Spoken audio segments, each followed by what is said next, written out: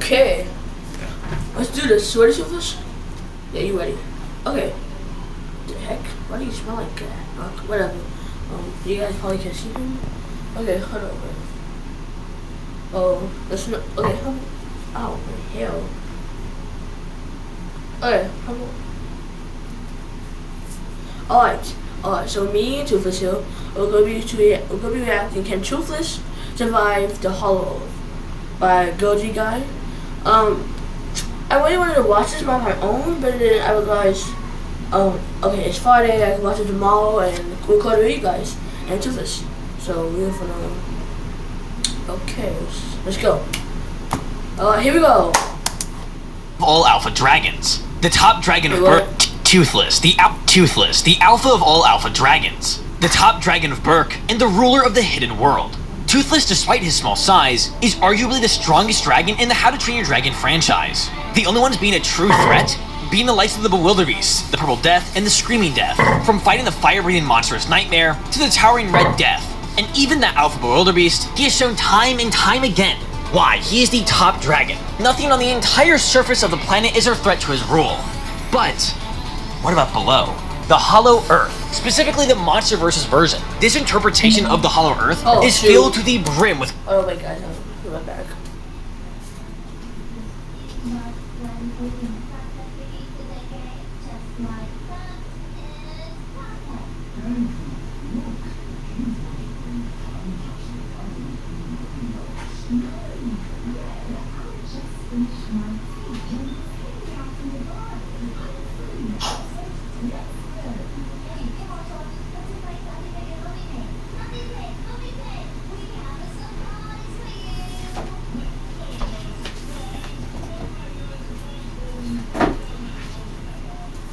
Oh, I'm back. I got to my charger. Put the computer down. Let me plug this in. Creatures of all shapes and sizes, from the giant drowned viper to the electric verticines. To survive here, you need to be smart, strong, and fast. If you lack in any of these, well, you won't make it long. Hello everyone, I'm your host Goji Guy, and today we're taking the king of the dragons and seeing if he can survive the place of no return. Today, we ask, can Toothless survive the Hollow Earth? Before we keep going into the scripts, everybody, I just want to say I watched How to Train Your Dragon yesterday. It was amazing. The live-action version is phenomenal. Go watch it. My only complaint is the casting for Gobber and the twins. Other than that, peak. It was incredible. Maybe the Red Death design could have been more like the, original film, but other than that, it was incredible. If you like How to Train Your Dragon, go give it a watch.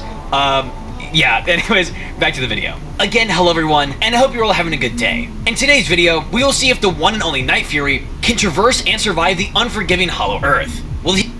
This may be the last ad you ever see. Because of the free ad block extension from Capital One Shopping, you can save. Will he continue his reign, or will he fall victim to the titans of the Hollow Earth? Before we start, we need to address a few things. Firstly, we'll cover all of Toothless' notable feats from the films, and then discuss the bracket he'll have to face off against. If you guys like a more story-based one in the future, let me know. But for this video, we're doing a more traditional bracket like the previous Godzilla verse swap videos. And hey, if you're new and haven't seen my other verse swaps, unlike other YouTubers that will tell you, hey, subscribe right now, I won't ask you to sub yet. If you end up liking this video and like my style of content, then make sure to check out a couple other videos.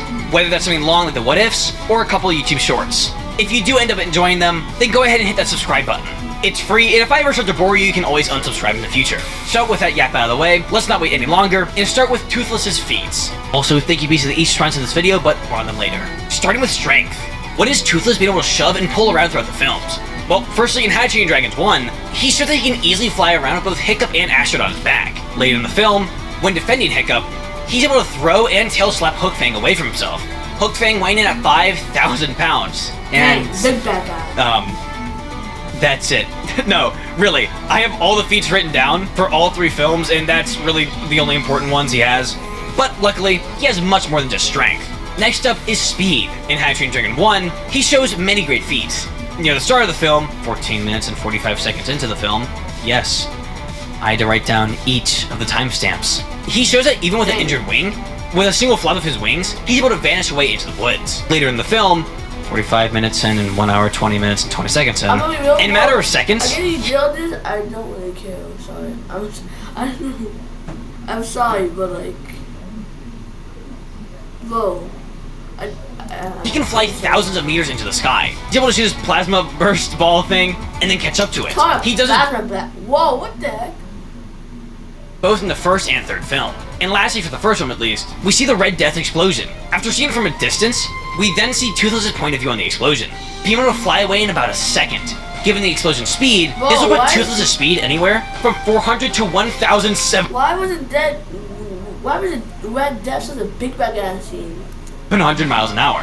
This crazy speed calculation I just gave you is backed by multiple sources and extra film material. Multiple guys stating his speed is faster than sound, or roughly 750 miles an hour. Whoa. In the second film, the most think that he's Sonic or something?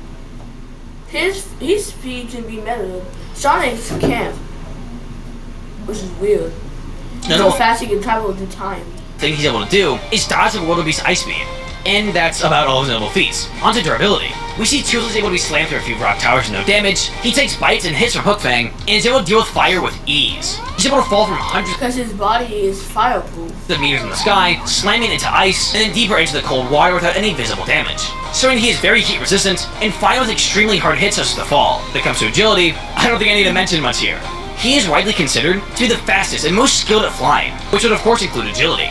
Some feats of this include the fact that in one swift move, he frees himself, turns around, and pins him to the ground, or how he's able to fly through the tail of the wildebeest. For IQ, Toothless shows many great feats. Overall, his IQ lands anywhere from the likes of cats and dogs to even humans. He shows he can understand human gestures to a certain extent, and is able to mimic Hiccup's face. He learns to trust Hiccup over time. He shows that he hates yellow and black eels. He's able to overpower. They didn't hate eels because the eels are about to be poisonous in the House of Dragon World. I thought the dragon changed eel, except for the Typhoon Wing. Alpha Call. It shows he's able to sense the Light Fury right near him. But on to the most important category, Battle IQ. If you want to survive the Hollow Earth, you need to be a good combatant. Well, firstly, Toothless, again, is widely regarded as the most skilled dragon, which in itself is a great feat. Besides fighting many types of dragons, a lot of the feats we see from him are from Hiccup's piloting. But assuming this is post How to Train Your Dragon 3, we can just assume he would keep his knowledge of what Hiccup made him do in battles. Other than that, he shows he's able to fly for hours on end, meaning he can fight for a long time if needed. He was able to chase after Light Fury while dealing with 3 Death Grippers on him, and much more. And finally, like the dragon scorpions of the abilities, the most in-depth part, using his plasma. I mean, well, whoever decided to make the change for Hiccup being looking like this, these are ways immediately. Breath. He destroys many things, from wooden towers, metal cages, to being able to knock over the 22,000-pound Red Death, and being able to break the tusk of the bewildebeest. These same tusks that's wild. Can break mountains, by the way. He shows he's a... Oh, wait, y'all. Call me. Oh. What do you want?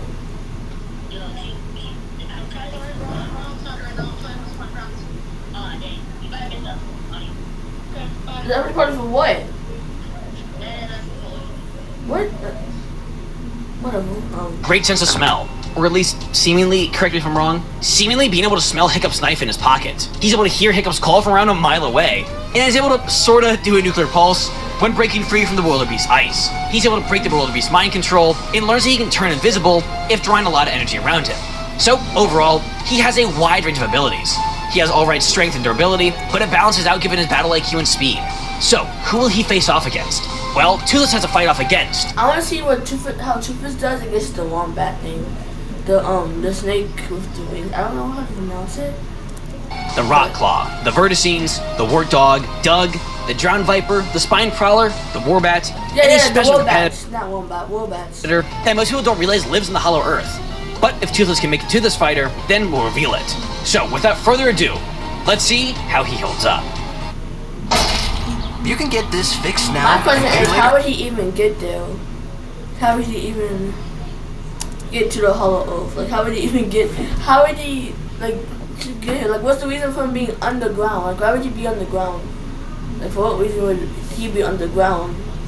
Oh, hidden world. Well. The ZPD partnership is the cornerstone of success. No, carrots, no! Beautiful! You want to put bad guys away? No! Stop pulling my ears, stop pulling my ears! Never pull up on his ears! Be on the same page every day. Jiggle it, let's go! I got this! Here's the fuzz! Everybody roll! Well, Okay, that's enough for that. First. Okay, if you guys want me to do that, I will trail trash. What's it called? I will trail trash. Next up is the rock claw. All right. I don't think we need to say much here. You can assume these guys are able to break apart the ground to burrow, but other than that, they have no feats.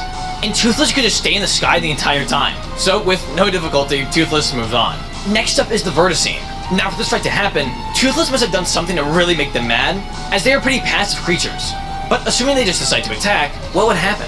Well, we see that these guys are able to keep up with the speed and heave in the hollow earth. Now, we don't have a given speed for the heave, we can assume that they could be at least pushing around 200 miles an hour.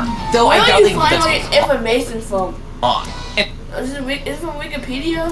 for strength and other categories, we don't know anything. But their main power is lightning. And while Toothless can get damaged by dragons like the Skrill, a dragon that uses lightning, at the end of the day, that was an insanely powerful dragon, and that's before he had his lightning ability. While the Verticines just have normal lightning, nothing fancy. He low-key just absorbs lightning. I just thought that Toothless and the Simu would be in the same size. Now that I'm looking at Simu now, I'm sorry for So while Toothless might be bothered by a horde of angry Verticines, honestly, more than anything, they may just bug him, but would also allow him to go invisible if needed. So while it may take a little bit of time to take them all down, I think Toothless moves on with low difficulty against the average flock of these lightning birds. Next up is the Wart Dog. This is a big jump in terms of power. Now while the previous kaiju likely will go down with a single plasma blast, the Wart Dog is the first that can take quite a few blows. The Wart Dog, when in large enough packs, are able to even press the legs of Kong, and one of them shows to be a threat to Doug in the MonsterVerse Declassified comic. Along with all that, they have a gnarly bite with their crooked teeth. Now, a fight between these two, Toothless would inherently have the advantage, knowing where the Wart Dog is due to his horrible smell. Toothless would take to the skies off the bat, but has to quickly move.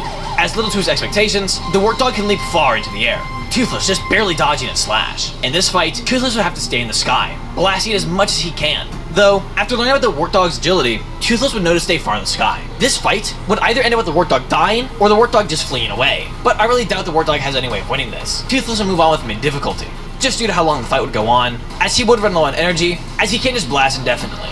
Next up is Doug. Now, this one is hard to discuss at all, as Toothless likely wouldn't attack the sky and vice versa, as we have yet to see any Dougs being aggressive.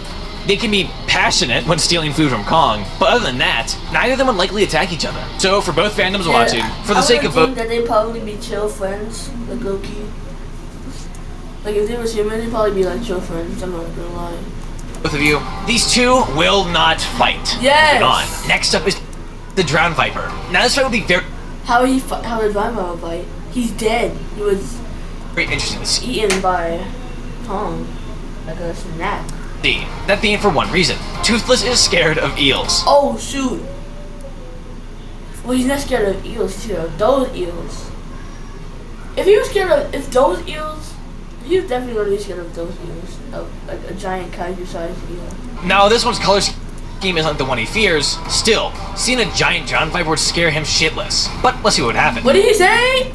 In this fight, Toothless needs. If he cussed, I don't know. I'm sorry, y'all. I did not know that he cussed. Needs to stay far away. If the Drowned Viper is able to land a single blow, Toothless will be slammed into the ground. Is it a snake or an eel? Or into the water. Keep in mind, this is the same Drowned Viper that is able to subdue Kong with his axe. This same Kong is able to push around the 99,000-ton Godzilla. Dang, why is Godzilla so fat?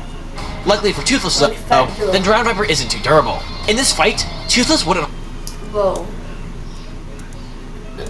Godzilla and Toothless are so similar. I'm not just saying that because they're both black. And reptile. I'm saying that because like they will have like some sort of glass, right? Like they're also associated with like the color blue or purple. Purple is blue, lightning, and some real energy blast. And they both fight long-necked kaiju. They both fight long-necked dragons. Like Godzilla fights King Ghidorah, and like in the clip Mario, Toothless fought Hook Fang, who got the longest neck I ever seen in How to Train Your Dragon. Hold back and blast repeatedly. Now the Drowned Viper could try and retreat, but in doing so, this obviously gives. Whoa! Why is he like a mad grandpa? Same Kong's able to push around the 99,000-ton Godzilla. Luckily for Toothless, though, repeatedly. Now the Drowned Viper could try and retreat, but in doing so, Toothless, I got you so mad, man. This obviously gives Toothless the win, though I doubt it would, as it doesn't really show to be smart enough to evaluate its own odds of survival. And given Toothless was able to break off the Bewilderbeast's tusk, I do see Toothless eventually blasting the Giant Viper in half. So, with high difficulty, Toothless. Imagine that. Imagine this little adorable little funny little guy blasting the middle of a snake, of an eel's stomach. Moves on. Next up is a giant feline, the Spine Prowler. I still haven't seen that. What the heck even is that thing? The Spine Prowler also doesn't show much. It looks like a mutated version of one of those like phoenix cats or something. One of those hairless cats. Monsterverse, please do more stuff with your comic kaiju. I'm working with scraps here. The Spine Prowler is able to make Kong bleed and yeah, my favorite Kong. Knock over the Titan Hunter. All right, really? There's just that? What's the Titan Hunter? Okay.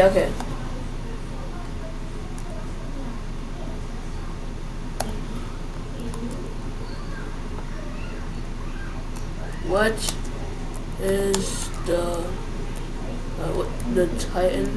What is the what do you call it? Barely anything for the and knock over the Titan Hunter. What is the Titan? I don't know how to spell Titan.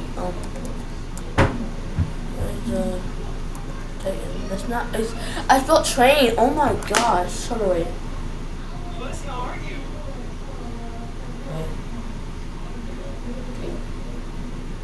What the heck? Hold on, wait. What is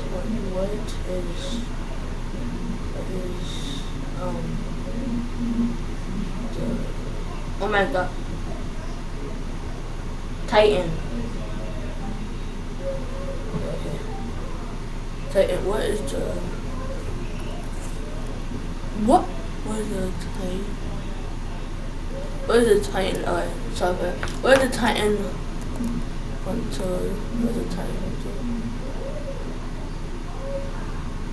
What is the Titan Hunter? Here it is. Massive human piloted mech designed to kill and to fight and kill Titans. They got all this crap and they still. How would you just lock them up somewhere? They try to do that with Kong.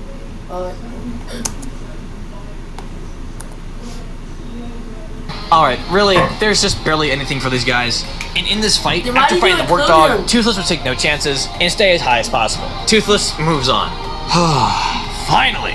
We move on to a character with a lot of lore, feats, and abilities. They'll make this matchup interesting. Let's cover the Warbats. For strength, the Warbats are able to subdue Kong. Now, while there is some context that needs to be brought up, that being that Kong was drugged during the confrontation, the fact that he was in a new environment, and he got jumped by two, nonetheless, they're still able to push him around. And one of them sort of slams and bites through a heave. He's been able to take an entire planet through the gravity in a couple seconds when going through the Hollow Earth portals, and thanks to their size, they have insane speed, likely being able to move a couple hundred miles an hour. They're able to slam into a mountain without taking too much damage, and most importantly, their venom. With a single bite, these guys can pump out 9,800 gallons of venom.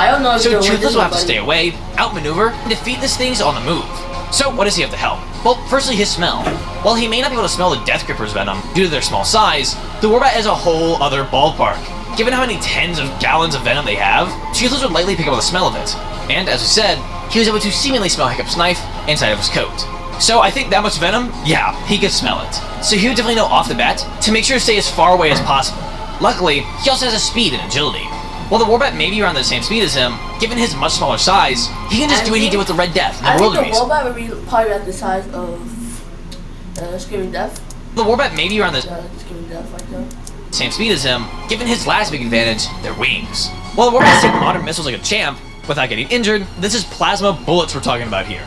Missiles might not scratch the Warbats, but Toothless doesn't fight with fireworks. The average missile when exploding gets around 3,000 Kelvin. Yeah, that's right, no Fahrenheit or Celsius today. All of you! None of you get to know what I'm talking about here. What is he talking about? Say hello to Sarah Lee. So I don't know what to do, but it's real that's I don't want to go pause the video, I guess, grab a snack. The bundle with Spectrum One saves us at least $100 a month. The plan was inexpensive, and it stayed inexpensive, so that's really what... While real-world plasma can get... You got the snack? You back? Oh, I got it. Flip to 15,000 Kelvin.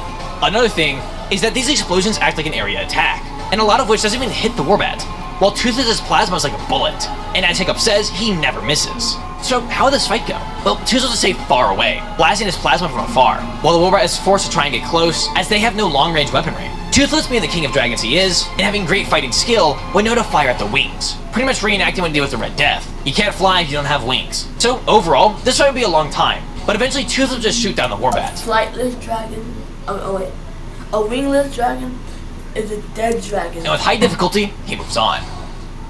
And now, I know many of you are asking, where is Scar King? Well, here he is. Today's video is sponsored by Beast of the East Collectibles. So, firstly, why haven't I picked Scar King or Shimo for your freezer? Why is Shimo decapitated? And why do you have one of the OG Godzilla in there too? What type of weird experiment? What is that thing? This list. Well, that's because they're in these collectibles. So, firstly, why haven't I picked Scar King or Shimo for this list? Well, that's because they're in the subterranean realm, a pocket below the Hollow Earth, and the likelihood of Toothless having a battle or blasting plasma right where Kong's trap killed the Warthog is insanely unlikely. But in the meantime, let's take a look at the SH Monster Art Scar King.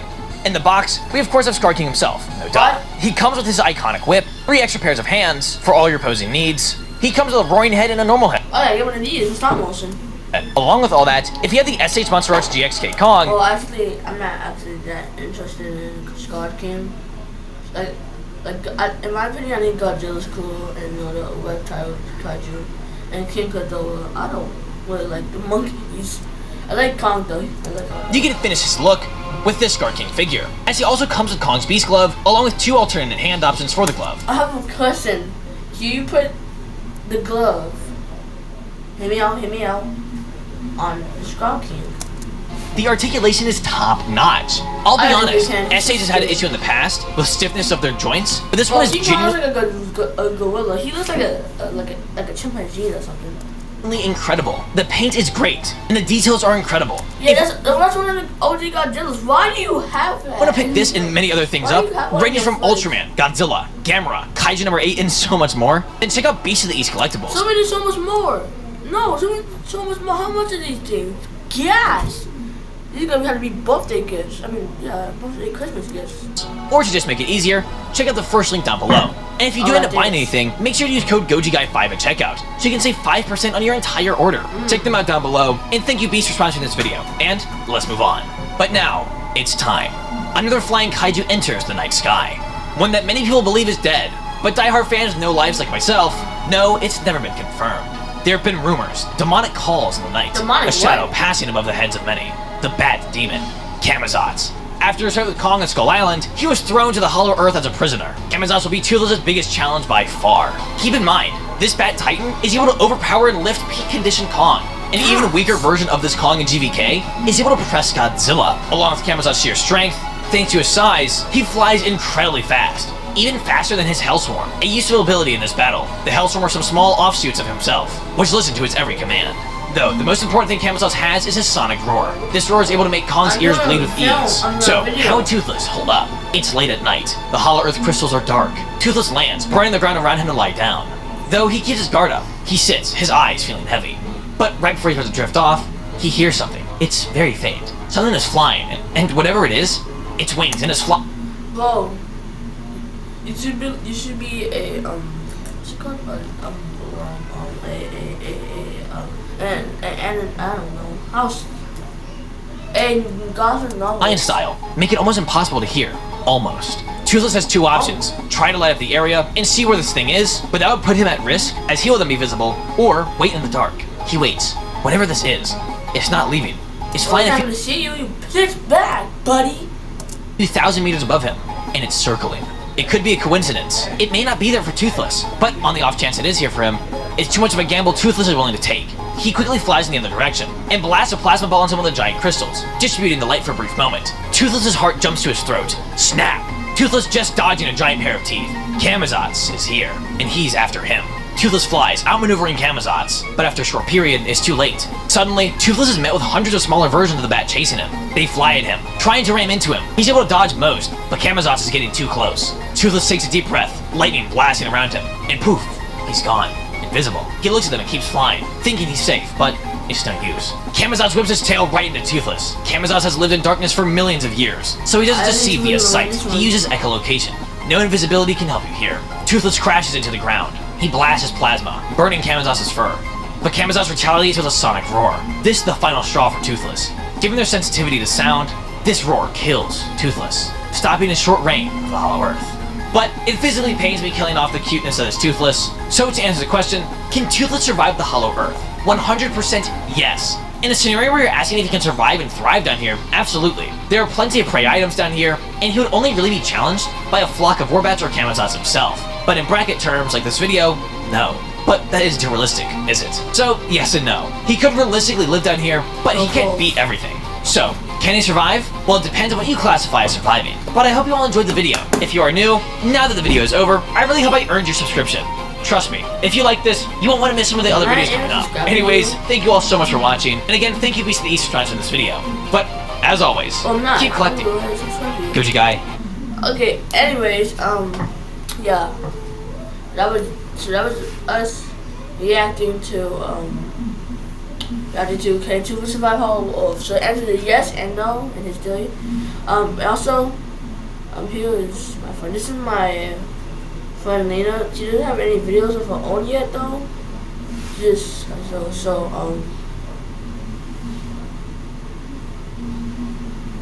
So yeah, so just go subscribe to her. Yeah. Alright, bye.